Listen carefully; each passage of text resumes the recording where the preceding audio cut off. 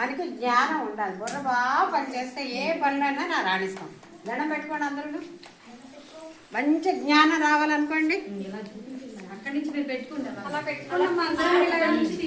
అంతే. అక్కడి నుంచి ఏ ఓంకా తీసుకో.